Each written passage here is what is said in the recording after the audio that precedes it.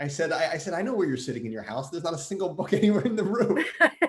They're all in your I office. have to figure out how do you do that backdrop. Eshel started everyone doing it, and it's wild. Yeah, I haven't played with it too much yet. All right, let me see here. Yeah, maybe we need to, like put the Bodleian Library or the British Library or Library of Congress reading rooms or something, in the background. Oh, that's cool. All right, we have a few more joining us, and we're going to get started. Good, I think that worked.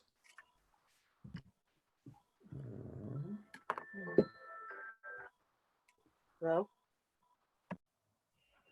Hi, Michele. I think you're muted. Here, let me unmute you. Unmute me. Good morning, Michele. How are you? Great, Beau. It's nice to see you and everyone here. Likewise. All right. Good morning, everybody. I'm going to go ahead and get started. So we'll start on what might seem like a bit of a maybe morbid note, but I promise it isn't really, or I'll at least qualify it so it seems a little less morbid, which is that one of my favorite topics, as some of you know, to think about and talk about is death and funerals and grief and mourning. And I recognize that, as I said, may seem morbid or odd. But I think one of the reasons is because all rabbis have a uniquely intimate relationship with death, because we spend so much time with families and with folks who are in the throes of it.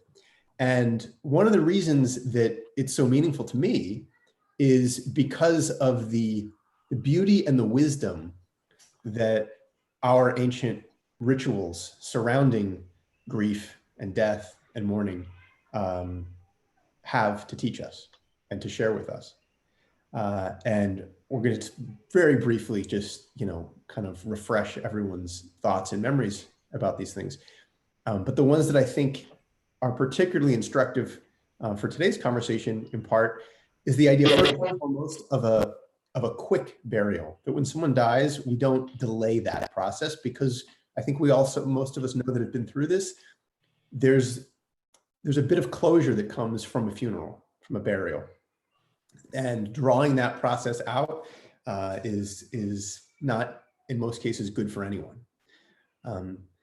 Then we have this very clear framework for mourning. First of Shiva, the week following burial, 7 days. Of Shloshim, the remainder of that month, that 30-day period. For Yartzeit, for saying Kaddish for the entire year. Then an unveiling, right? We come back about a year after a funeral to really check in with ourselves. Not meant to be a second funeral, but to check in and see where we are. Then we say Kaddish. We recite Kaddish on the anniversary, on the Yartzeit of a loved one's death every year. And we also say Yizkor. Many people sometimes, I think that we only gather for Yizkor on Yom Kippur afternoon. That's actually not the case. We gather for Yizkor 4 times a year. Yom Kippur afternoon. On Pesach, we'll have Yizkor services here on live stream on Thursday. On Shavuot in 7 weeks, and also on Sukkot, more or less a week after Yom Kippur. All meant as opportunities to check in and remember someone who we've loved and lost. And for me, I think one of the incredibly powerful and beautiful things about this framework in which to place our grief and to move through our process of mourning is that I think it does 2 things simultaneously that are perhaps contradictory. It forces us to stop and acknowledge a loss and take time to grieve and mourn, to not say, Dad died and I'm going back to work and going to pretend like everything's fine, and then I'm fine, because I'm not. And folks who do that, it comes out somewhere else later, as I'm sure Michele can tell us. But at the same time, it also tells us that you don't get to do that.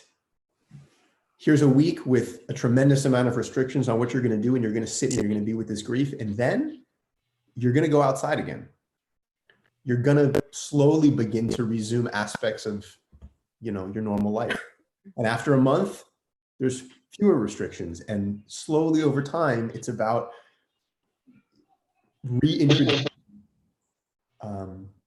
reintroducing us to our routines and to our lives. So it simultaneously forces us to make time and space to grieve, and also forces us not to lock ourselves in a dark room for months on end.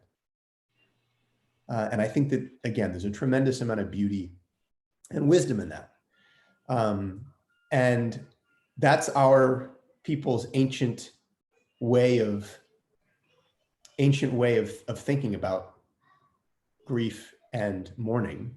Many of us in a contemporary sense have probably heard or thought about the 5, maybe 6, depending on how you count, stages of grief, of denial and isolation, of anger, of bargaining, and depression, and acceptance.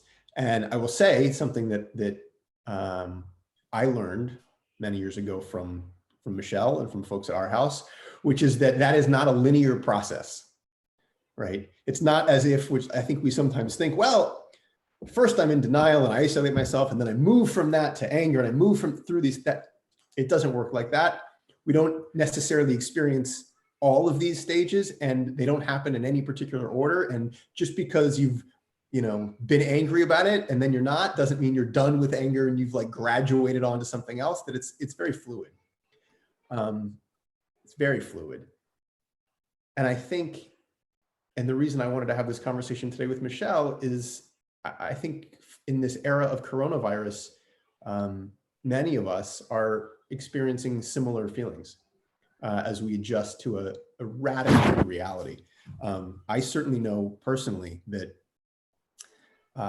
I was at times and still am in denial about how long this is going to go on for and what this reality looks like. The isolation is obviously not necessarily by choice. I've certainly experienced anger and frustration, some bargaining, definitely, particularly when it comes to eating not necessarily the most healthy and nutritious things. That seems to be where it's coming out in our house.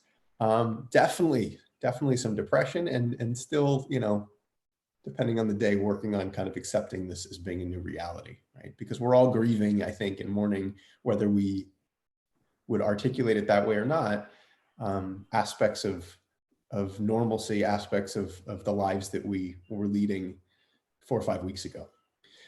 So, which is one of the reasons I wanted to invite my good friend Michele Prince to join us today. Michele's the CEO of Our House, which is a remarkable organization that I'm going to let her tell you about in just a minute. We go way back to days when Michele was at the Hebrew Union College, and she has the greatest collection of eyeglasses of anyone I know. She is always wearing beautifully colored glasses. So Michele, thank you for being with us today. Thank you for the amazing work that you guys do at the Car Center. We are so lucky and so blessed to have you as one of our collaborators, from very early on. So maybe let's start there. Can you tell us a little bit just about Our House for those who are not familiar in the work that you guys do? My pleasure. Let's do a sound check. Can anybody give me a thumbs up that everybody's sound is okay and I'm in a good position? All right, well, Beau, Rabbi Shapiro. I can hear you, but I can't see you.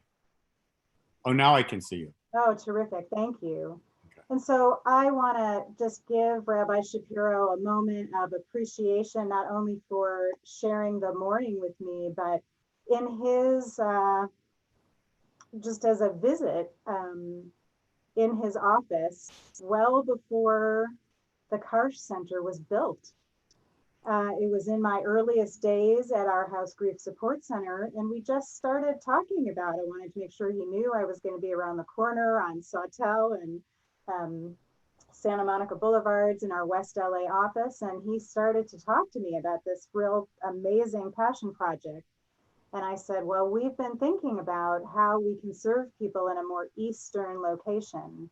And years later, we are very, very proud to be a collaborative partner at the Karsh Center. And if I'm not mistaken, we might have been the very first partner providing services, though there are dozens and dozens of partners since then.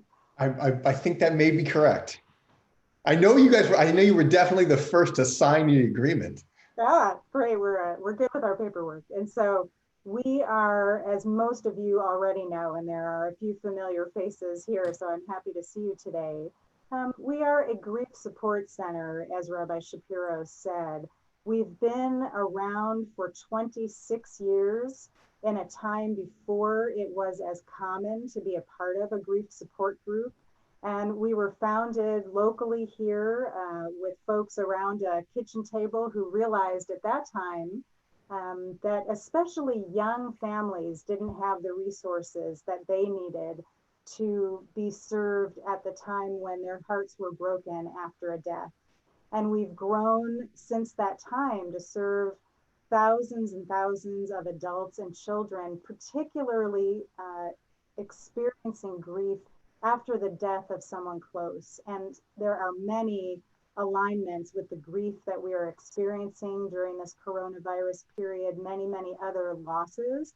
Our particular organization is focused on grief after a death. And we have a few core services that I am very proud of our staff. We are all working remotely like everyone else around the community, and are now providing online services. But the essence of the work that we do is to provide grief support groups, both for adults and for children. And what makes us unique among the community groups are that our groups are very specific to age and relationship. So if you have someone in your life who is a late life widow or widower mourning the death of a partner or spouse, then they will be in a group with us, with other late life individuals. If you have someone who is a younger adult grieving the death of a parent, then they will be with others who have had a similar death through that relationship and similar ages. And so the groups are really the primary piece. And the second is that we do a lot of education. And a few years ago, we met with all of the administration and the rabbis at Wilshire Boulevard Temple who had had a series of deaths, one in the religious school, in the preschool, in the congregation, and that had bottled up so much grief and loss. And we were able to work with some of the teachers and the clergy to just let them talk a little bit about what they felt they did right, what they could have done a little bit better. And so we do those kinds of trainings for clergy and medical professionals, social workers, and other therapists in the field who work with those who are grieving. We typically have 2 summer camp weekends for the kids as well, and all of that is in an unknown state right now, though we're still targeting for our August summer camp weekend, but certainly that's what's making this period so hard for everyone, is this added layer of unknown and timing. And then we also do something called an on-site grief response when there's been a death in a school or in a congregation, and we go in and do very short-term group. But I'm so looking forward in about an hour from now to being with our whole staff in a Zoom meeting like this.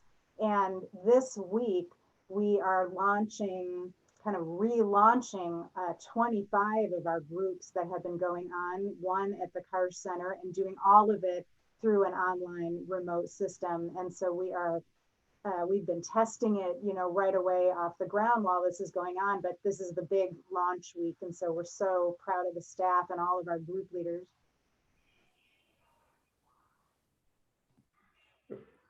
Sorry, cut out there for just a second.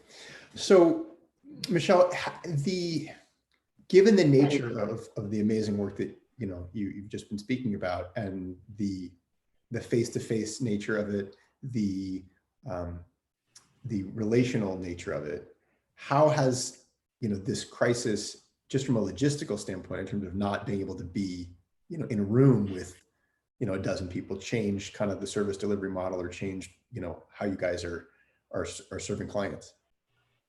Well, there are 2 sides to it. We are I don't always think of ourselves as the most technologically savvy organization. And suddenly we had to, just at the snap, like so many others, look at the technology available to us. And I have been privileged to be on Zoom rooms like this and witness the power, even if it's one dimensional, but witness the power of faces seeing faces. And that first time, we have many boards and advisory groups and teams, and to have been able to watch everybody come together and see in their loneliness, to be able to come back and be with one another. So they have visual and they have voice. So I guess it's two-dimensional, but it is a bit flat.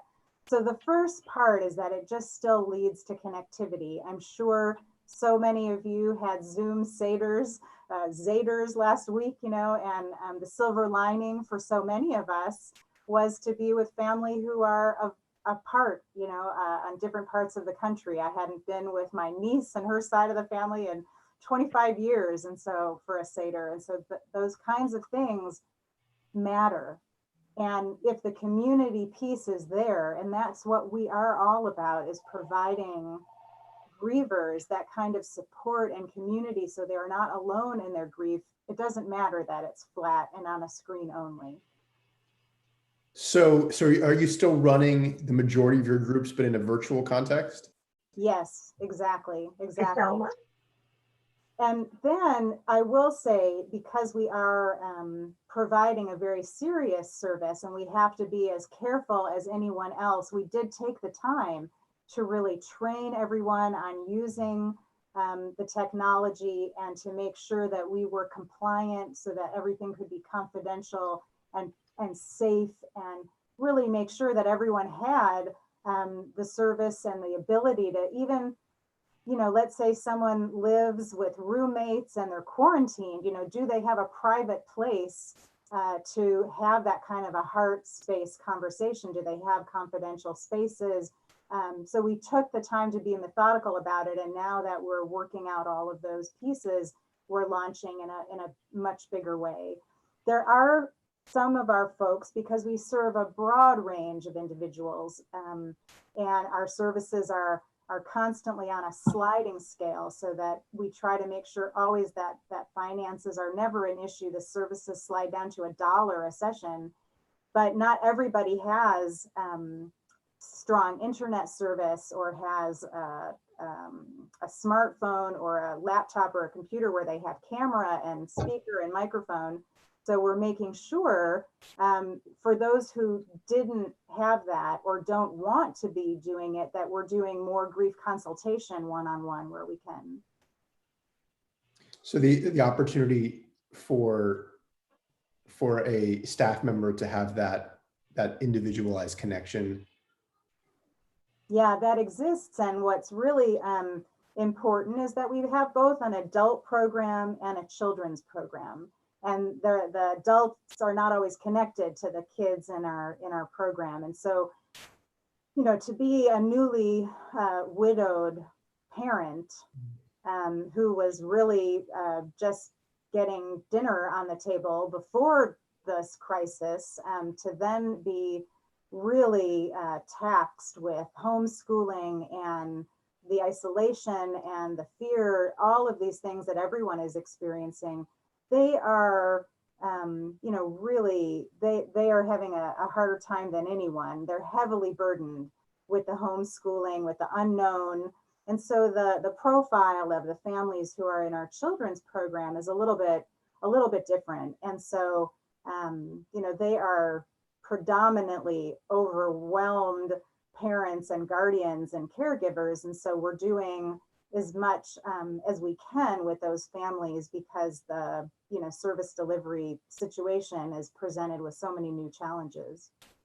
Right. I mean, given the unimaginable reality of, I think, being a newly single parent and managing kids under the best of circumstances, much less, under a home quarantine and distance learning for kids and all of that. Are you seeing any changes or evolution in the kinds of folks who are coming to you for services or who are in need? I It's a good question. I would say that I don't believe that the profile of our average client has really changed dramatically, but the impacts on their life have changed. We certainly are getting, and we always do get some callers that are perhaps grieving bigger situations and not just grief after the death of someone close. So we're making sure in a way that we might not typically have done to have other resources to share with them because they just need to talk to someone. But what's happening and what's going to be happening because of people dying from the coronavirus, COVID-19, is that they were unable to be with their person. And that's certainly what we are reading about and hearing about, and it's going to impact more people in Los Angeles County, and they're unable to be with their person at the time of death. And the frontline workers, these nurses and doctors and other caregivers who are finding themselves in this communication piece, we want to also make sure that we're being there for them. We do a lot of training of healthcare professionals. We see that, every medical student from USC's Tech School, we're so proud of that. And we know that the people who are in the trenches at the schools, you hear stories of, the nurse bringing the phone, into the ICU and having a FaceTime chat with the person who is potentially on a ventilator, but, might be able to see. I mean, the situations are really, really different and difficult. And so that complexity is something that we're paying, tremendous attention to. And we're certainly hearing from those who are mourning alone. And one of our staff members yesterday was talking about her first funeral that she had been to that was via Zoom. Have you facilitated and led that yet, Beau? Yeah, it's funny, as you were saying this, I was thinking about a few things that have happened in the last month that both just for me and for those in the throes of it and congregants. Yes, I have. I did a deathbed hospital visit via FaceTime very early on, about a month ago, which was incredibly uncomfortable and excruciating for all of us involved for so many different reasons, and at the same time beautiful and meaningful. I have officiated at a funeral, not of someone who died from coronavirus, but which was also an incredibly beautiful but very strange experience because it was so radically different than any other funeral I've ever been to or officiated at, if nothing else, in terms of just size and what we were and were not able to do. And also the inability to offer comfort, with a hug or putting my arm around someone and remaining 6 feet away from everyone else was a very strange feeling. And I officiated at a Shiva on Zoom, which I was incredibly skeptical, I think of, but I think like so many of us, and Michele, like you alluded to, in terms of, the rooms and the groups that people are feeling a connection. And I think many of us felt it when it came to Seders and just other things we're doing on Zoom as we become used to this platform. It was different, but it was still a Shiva, and people were still together, and it was still meaningful, and it was different, but it worked. But the idea that many of us are going through, grief and death, maybe not isolated because of technology, but still alone, is, I think, a big adjustment, because the funeral doesn't look the way we imagined it was going to look, and the hospital is not, doesn't look the way we imagined it to look, and I think that's really hard for folks. This is an absolutely unprecedented time. And, certainly the upside of it is that there's been tremendous creativity and resourcefulness, and those occasional glimpses of people really taking care of one another, checking in on the neighbor, going to buy groceries, or people taking food and putting it in the trunk. I heard about it for a Shiva, so that the people didn't have face-to-face connection or touching, but they put food in the trunk and somebody went to the back of the trunk and picked it up and then took it into the house. So there's still these touches that are so beautiful and warm, but a huge adjustment. And you shared beautifully about the things that you love about the Jewish tradition and our rituals.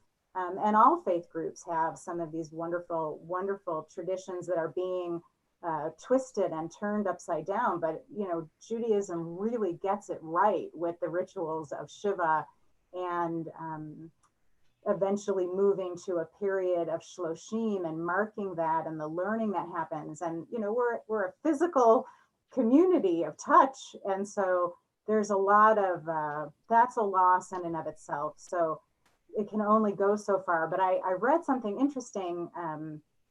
Maybe it was in yesterday's LA Times, for those of you who still might read an actual hard paper. And they were, even in the obituary section of the paper, there was this acknowledgement of phases. And so you might have a death and put in a memorial note then, but that, like many people, the funeral or the actual burial might be extended, or the memorial service might be extended to the future. And even the LA Times is willing then to give another connected ad, free, that says this is when the memorial service is. And I thought, oh, that's wonderful. And maybe the Jewish Journal needs to do that as well. And that felt good, that this kind of creativity is coming to pass. Speaking of that sort of creativity and the ability to kind of change and adapt what we're doing and how we're doing it to meet the needs that we're seeing, I know it's still early in the arc of this whole thing and how it really ultimately plays out. But do you imagine not necessarily new programs, but an evolution or addressing different kinds of service areas based on what happens to and we all experience through this? There is no question that everyone's businesses are changing, and some of that is internal. What happens with how we provide services externally, but even internally, who would have thought that everybody could work through the remote ways? A month ago, we were talking about this, and some staff wanting it, other staff not wanting it, but we had to do it. And thank goodness, we had the technology to be able to really do that very, very quickly. But there is no doubt that some kind of online continuation will happen after this. And like the county and the city, some of the news that we were reading about yesterday, the collaboration of the Western states and the Eastern states coming together to make choices and start planning now for how do we re-enter more in-person life, that it'll probably be phased, and we have to start thinking about it now because we didn't have too much time. We just had to pivot quickly, but we do have the opportunity to now be thinking it long-term. But there is no question that with this added comfort in being able to use technology, there will be opportunities for online support. There will also be opportunity for education. And during a typical year, we train thousands of people, nurses and therapists and interns who are getting their degrees in how to work with grieving families, because so few programs have, at most they might have an elective, about grief. And so now for us to be able to do some of that and reach a bigger audience and to be able to help people when they need it is really important. So that kind of streaming and that kind of availability is really going to enhance, I think, our educational offerings. Yeah, I think that I think that the idea that there will be skills and opportunities that we've all learned and developed organizationally and individually through this experience, many of which will be useful and hopefully we can maintain on the other side of this, I think, maybe will be one of the beautiful and positive things that remains from this. If many of us will have, I think, a greater, more robust virtual presence that can only help connect us with those who need our help. So, thank you so very much. I know we have one hand up, Rob. So let's see if I can figure out how to do this. I can lower your hand. Rob, you have a question? Yeah, I was curious to know what Michelle's background is and how she got into the Karsh Center to kind of personalize this, because I have no idea if she's a therapist or an administrator or an MSW or whatever. Just be curious to know what her background and journey was to Karsh. Ah, thank you. I appreciate that.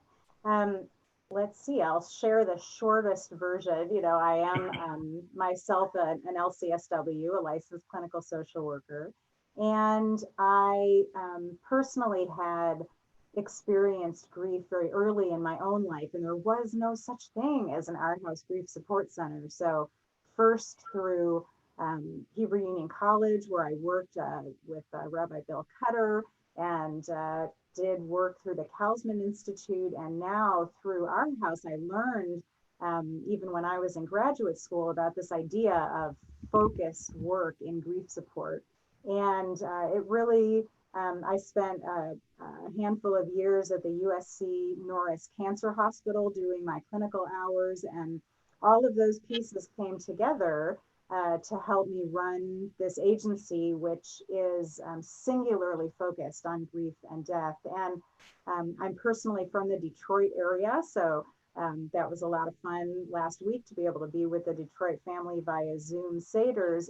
But I used to work in the automotive industry in advertising and marketing, and came out to LA and did various advertising pieces and needed to, sometimes I jokingly say, redeem my soul. And that's how I ended up in social work school, and the connection to Hebrew Union College and Rabbi Shapiro and Wilshire Boulevard Temple is beautiful. And Karsh is one location where we offer our groups, and we have self-standing centers in West LA as well as in Woodland Hills. And we do many, many groups in English and in Spanish in satellite sites as well. Am I right that we were the first Spanish language group? Yes. That's right. We're working on Korean, right? We are. There's so many languages. We need groups in Farsi and Russian, and we'll take it one step at a time, because I think the other piece that we're experiencing that's so complex in my own day-to-day life and in our staff, and for all of you, I'm sure it's almost like the work is tripled, certainly doubled, because we're having to have a plan A and a plan B. And so, you know, we're thinking about, okay, well, what if we open back up in June? What does that look like? Okay, what if it's not until August? And so that's taking a lot of brain power. But I hope I was able to answer the personal questions, and I appreciate the question. That was an excellent answer. Other questions, comments, reactions, offenses, concerns?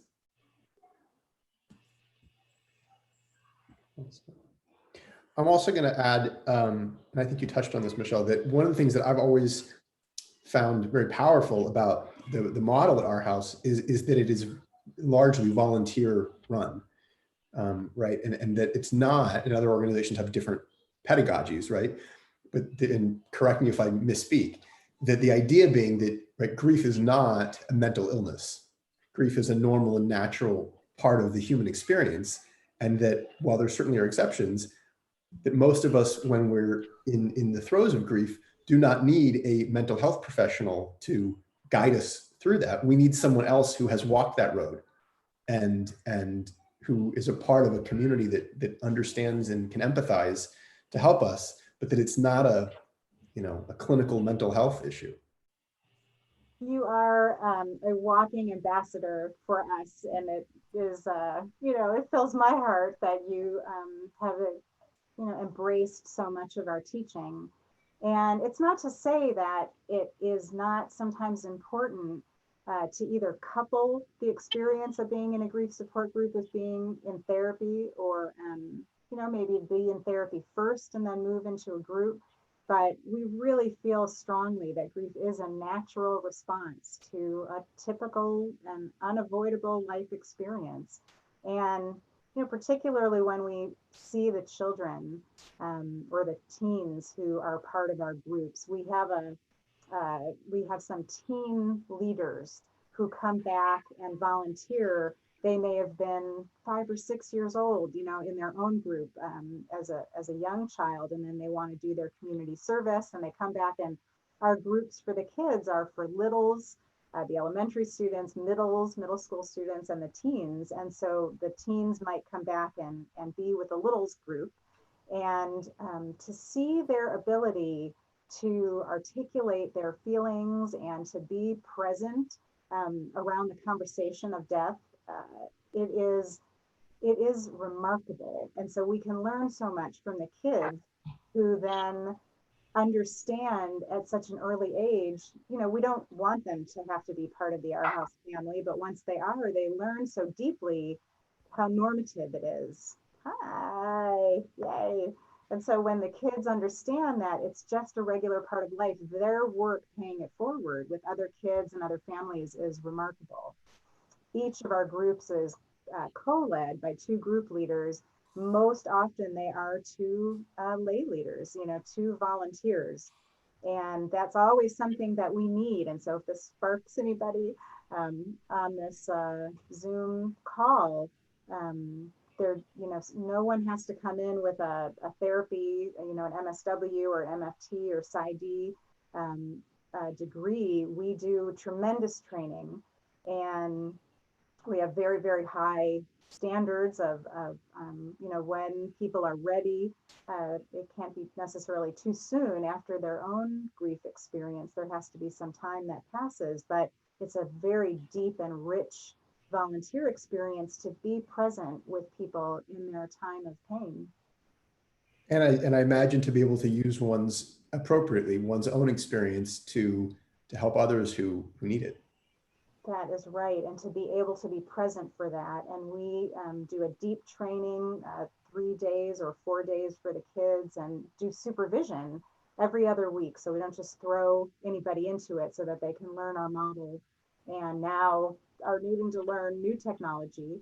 And but when things get back to the regular way, then we'll be training people in the fall, and we always need new group leaders.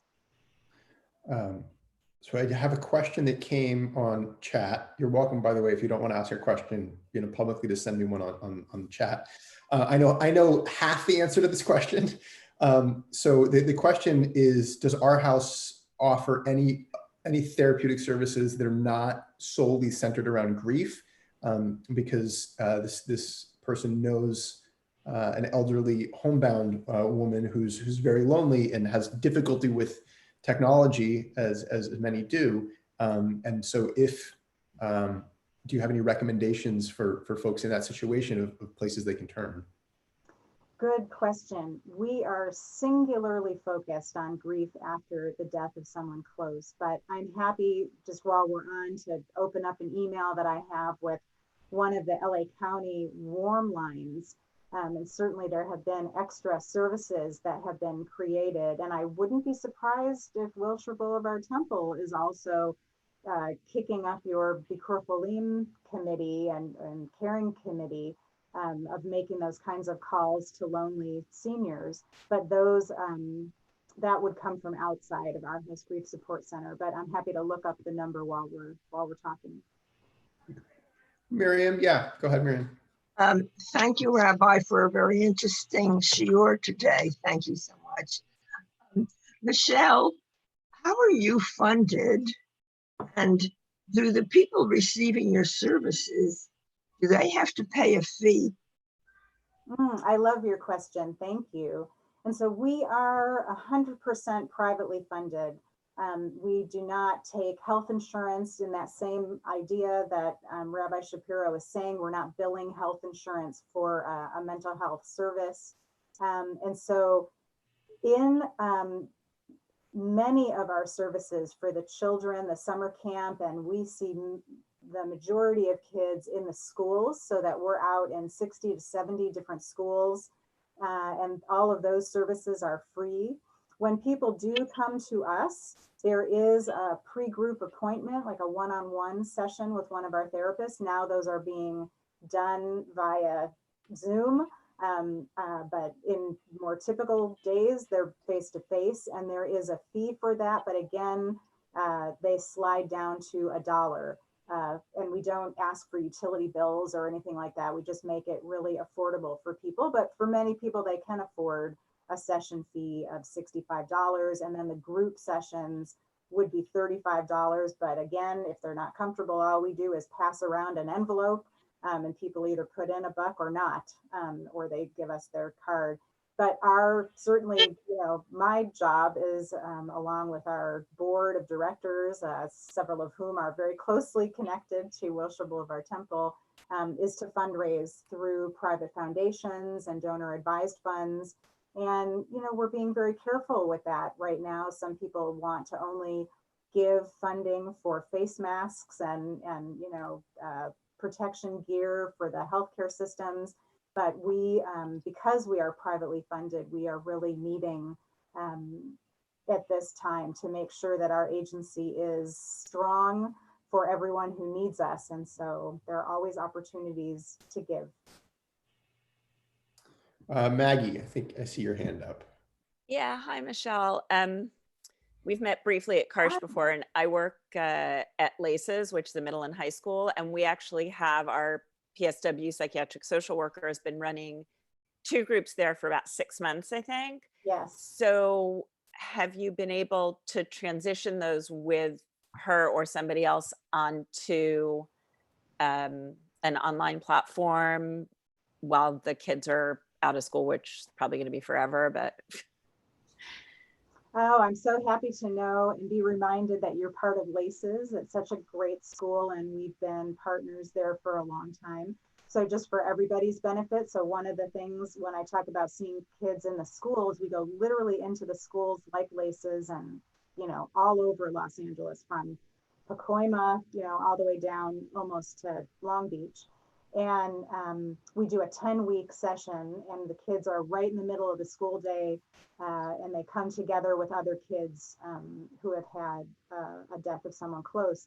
And we have not done school groups on a remote platform yet. The schools have been scrambling just to do remote learning. And we certainly are providing consultation to teachers and to schools when they need us immediately if there's been a death, and helping the school manage it. But they're not at a place yet where they're able to do that. But we will certainly be thinking about how to partner best with the schools. And it could be as simple as making sure that the schools have materials and information so that they can work with families and the kids themselves when there is a death. And that's something that we typically do, but we're not there at this point doing children's remote school groups. I think, Michelle, did you also come out when we had a rather sudden death of one of our teachers earlier this year? Exactly. You were part of that group. So thank you. We're very close to the Los Angeles Unified School District, and the school district itself has terrific trauma, and crisis response teams, and we give part of that training. But we may need to pilot a group at some point in a school, and maybe LACES is the one, to be with, but we're taking it one day at a time. And again, we're seeing that the families are just so heavily burdened with trying to figure out how to work from home, or they've lost a job and trying to figure out how they're going to make money. And, the parents absolutely want the kids to receive services. And so we're just, starting systematically. So we just had last night, and I haven't even heard how it went yet, a teen group online for the kids who come to our in-house program. But stay tuned, and we'll share more as the school year progresses. Rob, I see your hand up again. Oh, yeah. First, thank you for your answer to the last question. I don't know if you heard my earlier thank you, but my second question is, could you go into a little more detail on the training you give to volunteer counselors, how long it takes, what the reading is, et cetera? And then if I wanted to follow up, how would I get in touch with you?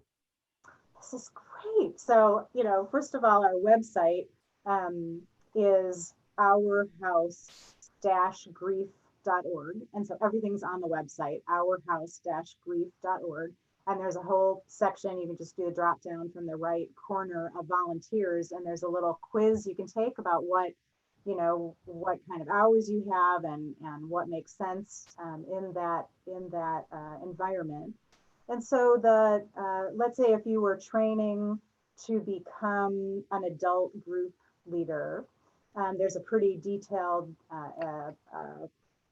application to fill out first and to make sure that the time is available. Typically, the adult groups are led in the evenings from 7 p.m. on, though we do have some daytime groups for late life individuals who might not, prefer to drive at night. And the groups are in our Sawtell site and in Woodland Hills and then in other locations in Spanish. And for the training, it is very role play oriented. It's a very experiential training. So to teach a little bit about our model of grief, one of the things that Rabbi Shapiro talked about is this really well-known model from Elizabeth Kubler-Ross and other researchers of the tasks of grief. And some of the latest work on that is finding meaning afterwards. And so there is a lot to learn about grief, but our model is very specific about not being, what's the word I want to use? It is really about not sharing you are there as a group leader and not there to continue processing your own grief. You're very much there to help the group members. And so we have a system of non-disclosure, like many therapists, they don't share their own story. That happens kind of behind the scenes in supervision and in education.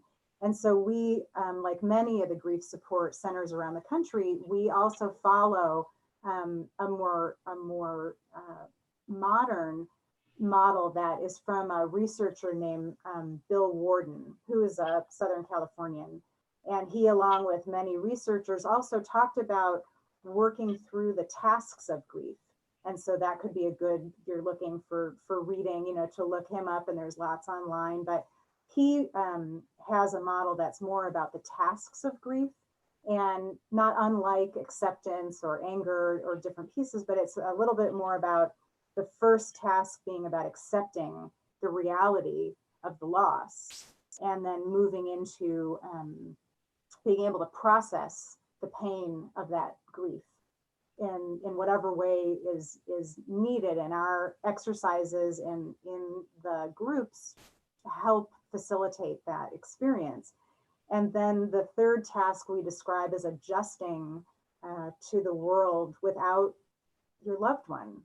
And for so many people right now, what's so difficult in what they're experiencing in death is that it's almost surreal that they are not having the opportunities to be at the casket, or, to have that sense of seeing, hands-on. And so like, oh, well, they're still picking up the phone to make that call to mom, and it feels like that.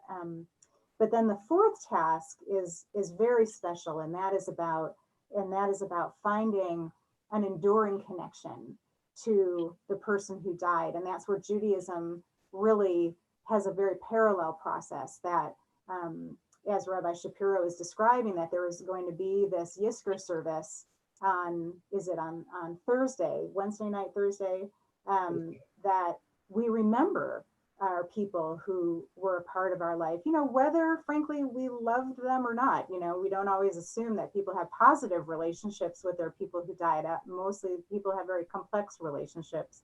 But to be able to, in the midst of them embarking on a new life, to have that sustained and enduring connection is a deep part of the work that's done and that the group leaders learn about. Anybody else? Well, quick plug for Yisker. Yes, Thursday, I believe 10 o'clock, right here in the Zoom sanctuary with Rabbi Nanis and Cantor Gurney, I believe. Well, Michele, thank you so much for being so generous with your time and for just the incredible work that you do and that our house does, and for being such a good friend of the temple and the Car Center and of mine.